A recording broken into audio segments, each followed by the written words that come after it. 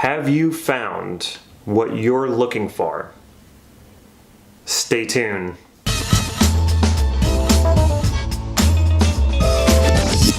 Hey, this is Damon from NLP Gym, bringing you cutting-edge Neuro Linguistic Programming tools to help you create the life that you desire.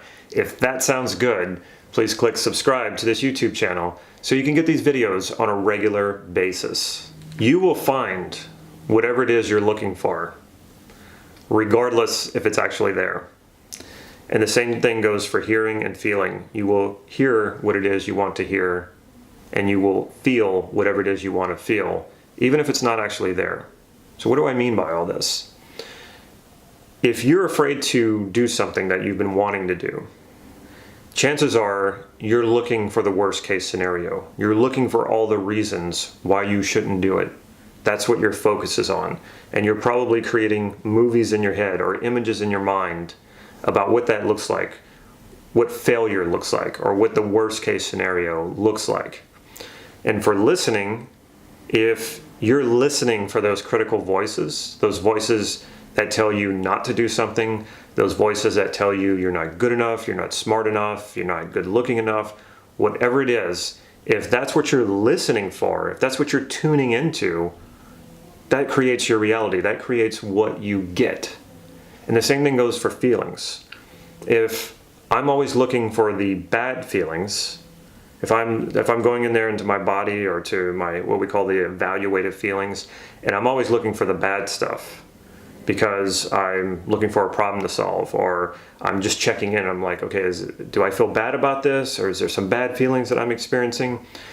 And then you can take it even further than that. You can go to the more physical part of it, like what a hypochondriac does. They're always looking for their physical body, the ailments in their physical body.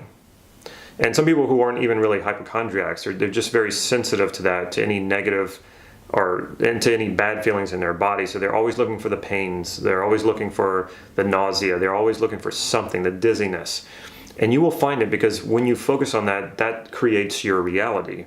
The images you surround yourself with internally, the sounds and voices that you surround yourself with internally, and the feelings you surround yourself with internally becomes your reality.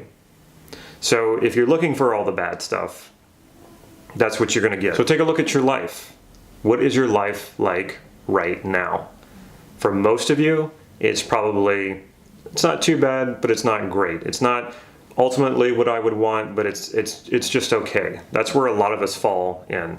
Now, some people go more to the bad. They say, oh, life is terrible, life is miserable, life's crap, and they're just very miserable. And then there's the people who say, no, life is great. And you could say, well, hey, well, what about this and that problem? And they can say, oh yeah, I deal with that. I'm not ignoring that. But in general, life is really good. Life is really great. So what is the difference between these three types of people? So if you're in the middle somewhere, that means you're focusing on both. You have a little bit of both going on. So it feels rather ambiguous. Life's okay. It's not bad. It's okay. This can be very difficult for people because they want to believe that life is however it is and that it doesn't have a whole lot to do with them. And there is some truth to that. There are certain things that you can't change. If somebody has an ailment or a physical ailment, sometimes you can change that because you can be healthier, you can eat healthier and work out, but some things are just not your fault. Like there are diseases that are just not the fault of the people who have the disease. But you see people who have a disease or a deformity or some sort of handicap, and they're still happy. The meaning they're making of their lives is still good. It's still, they don't ignore the fact that they have something, an ailment, but they don't let that stop them from being happy. And there are some people who are perfectly fine physically.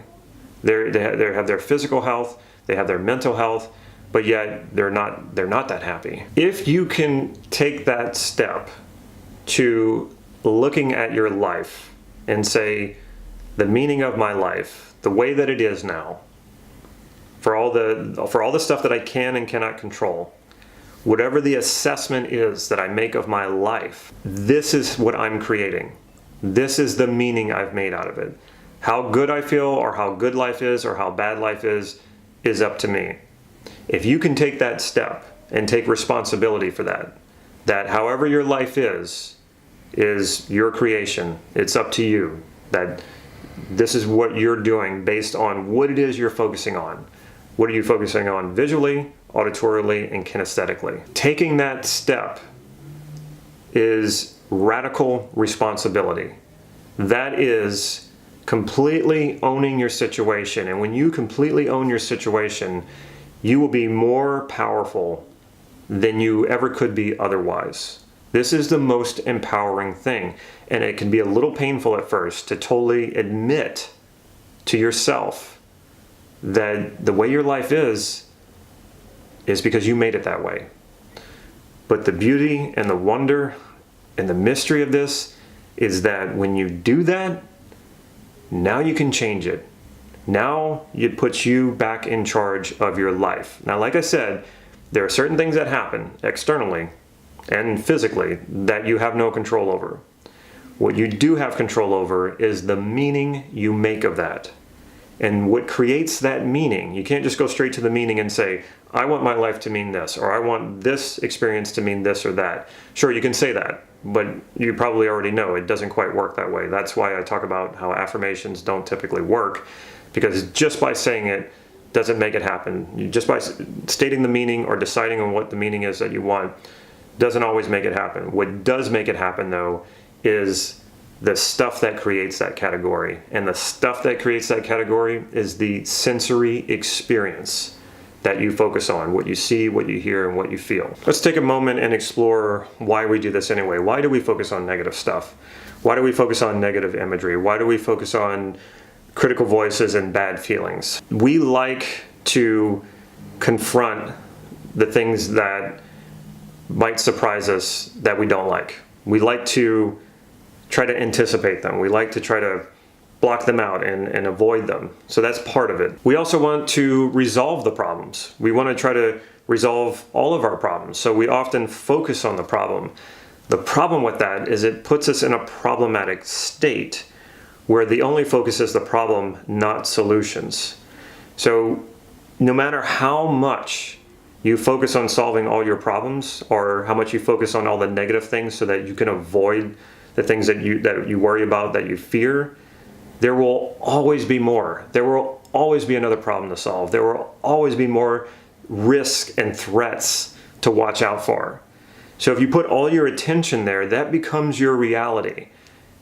So if you're putting all your attention on all the things that you don't want, and you put your attention on all the things that you fear and that threaten you and that are risk in your life, then your life becomes very problematic and full of fear. And that's probably not what you actually want.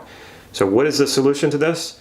Start focusing and putting your attention on all the things that you want. Your mind is very similar to your body. It needs nourishment. So just like your body, if you put a bunch of bad food into your body, you're not going to feel good. You're going to be overweight. You're going to have health problems.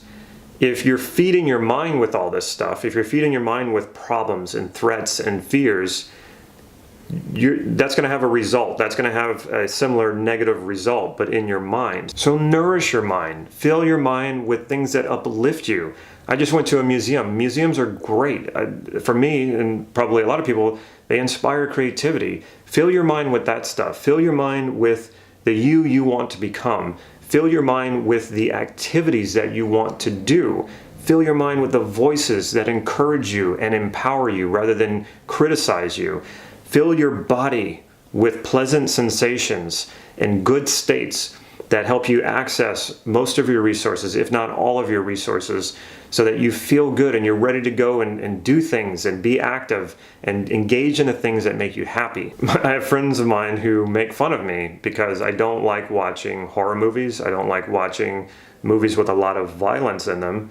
And I don't like reading books, fiction books that have a lot of violence in them, or nonfiction books, because I don't want to fill my mind with these things. I totally acknowledge that violence happens and that messed up things happen and that people get killed and really terrible things happen to people. I'm not denying any of those things, and you don't want to deny those things. You want to accept that they do happen in the world. But I'm not going to fill my mind with that stuff. I'm not going to go watch horror movies where they do these terrible things to people, because that stuff sticks in my mind. That's like eating fast food for your brain. I don't want those images in my mind. The images I want in my mind are the images of me being the person I want to be. The images in my mind are the images of what I want to accomplish and the things that I want to do. The voices in my head, they're the voices that encourage me and uplift me. And sure, I do still have critical voices, but using NLP, I know how to deal with them. When it comes to states, NLP is full of processes and techniques, and I've done several videos on them. I'll link some to this video about how to manage your states. Sometimes we get thrown into a negative state. It doesn't feel like we chose it. It just feels like we got triggered into it. But you can become aware of this, and you can change it. You can shift yourself back into a positive, resourceful state. You can think of this as where you put your attention. What we call it in NLP is sorting. What information are you sorting for? Are you sorting for the information that is the possible threats and all the things that could go wrong, which to some extent that is useful. You want to be able to plan ahead and anticipate things that might get in your way, obstacles, fears, or threats, or risk. You want to assess those things. You just don't want to focus on them. So focus on where you want to go. Sort for the information that brings you to solutions, not to more problems. Sort information to get what it is that you want. That's how you create a vision for your life. And the mission will follow. You have that vision of where you want to go, who you want to be, what you want to do. And that's the information you want to feed your mind with. Check out my website, nlp-gym.com. There you will find some free NLP training. You can download it straight to your phone, to your tablet, or to your desktop computer and get immediate access to it. Check out my NLP Gym Facebook page. There you'll find whatever it is I'm up to currently. If you want to know if I'm putting out a new online training, or I'm doing a new workshop, or giving a talk possibly in your area, you will find it on my Facebook page. If you like this video, please click like right down here. And if you have not subscribed yet, please click that subscribe button as well and hit the bell so you'll be notified when new videos come out. I usually upload on Mondays, Wednesdays, and Saturdays. Take care.